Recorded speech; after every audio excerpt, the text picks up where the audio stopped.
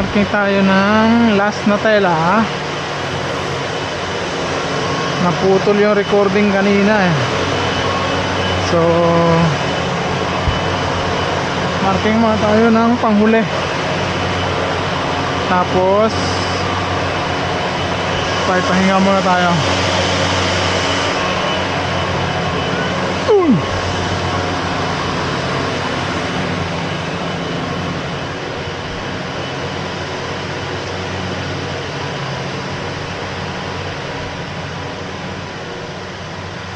Trabaho lang. Number 8, 22.5.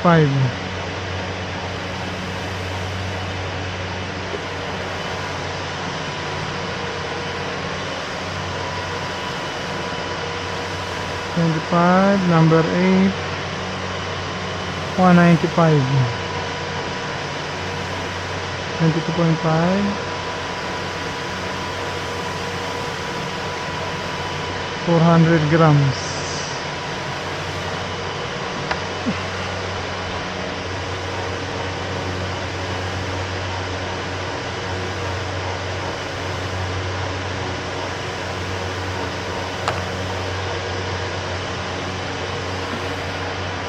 EPN.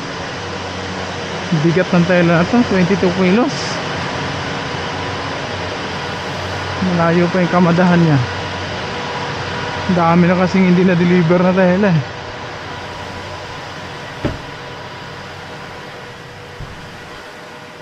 Yun o.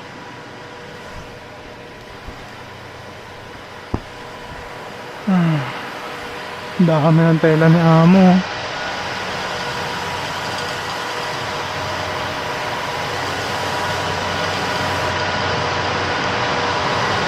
May makina kami na malangis.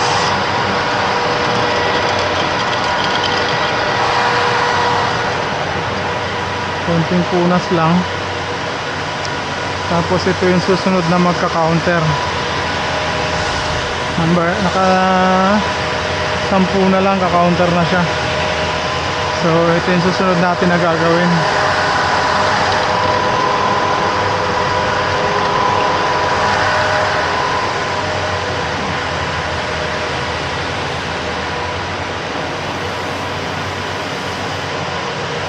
Ito lang yung trabaho sa Daimaro, yung textile na industry dito sa South Korea.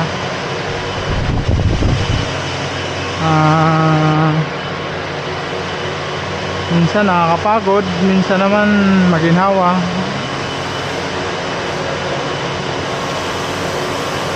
Tumamori na to eh. So no need na masyado to.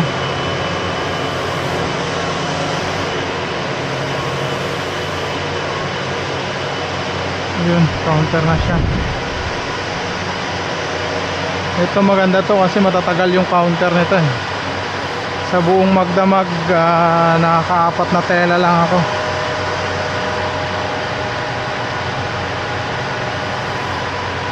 Tapos magaan pa yung tela nya. 18 kilos lang. Blade nga pala ginagamit namin dito, pamputol. Kaya medyo may nibilay na din siya.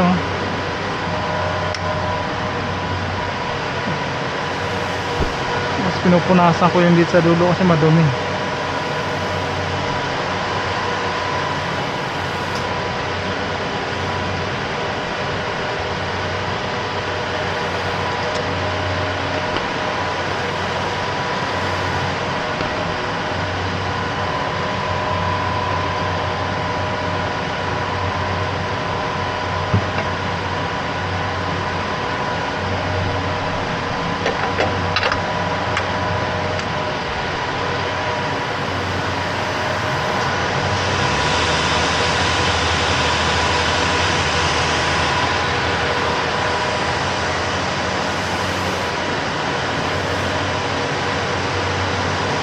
Kaya mahigpit to hilahin dito. Nalagyan namin ng bubin. Kasi may ano kasi to eh, may spandex eh, yung kabaring na tinatawag. Yan to lang ang trabaho sa Daimaro. Putol, marking, tali ng sinulid. Tapos pag namatay yung makina, bubuhayin mo, duduktong may sinulid. Yan, dahil mabubin tayo, 18 kilos na yung sulat natin. Number 12.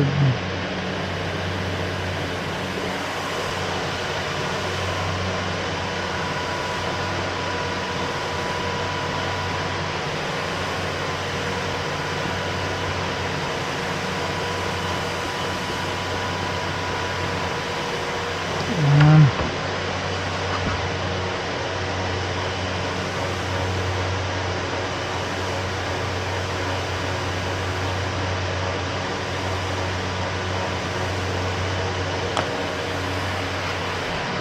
Tapos konting pahinga, tapos mamaya ng konti harvest uli ng tela.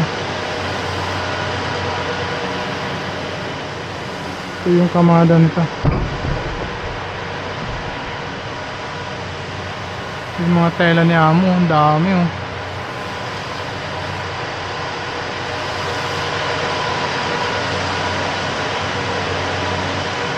Kape muna tayo bago mag-harvest uli.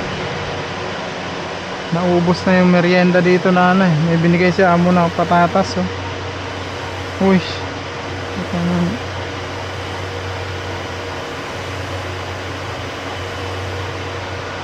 patatas, masarap din to eh.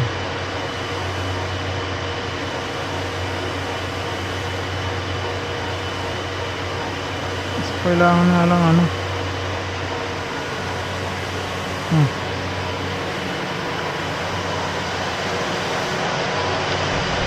mga merienda na mahirap, patatas.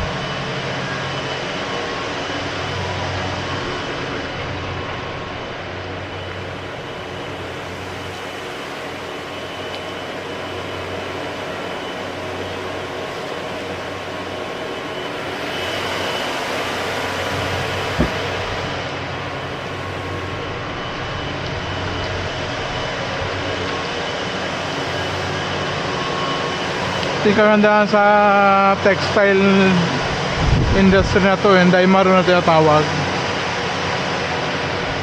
hindi lahat ng oras nagtatrabaho ka. Meron talagang oras na aantayin mo yung makina na mag-counter, puputulin mo. Kaya may pahinga talaga, kaya lumalaki tiyan dito ng mga empleyado eh.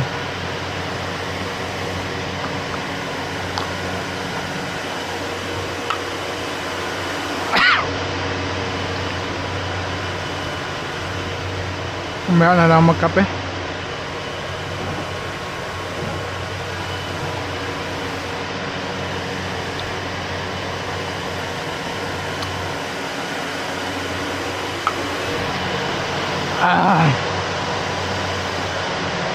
Ngayon ko lang na-realize mahirap pala mag-vlog.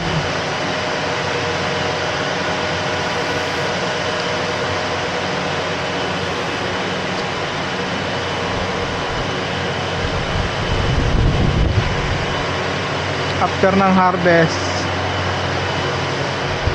ito na, pahinga-pahinga ka na.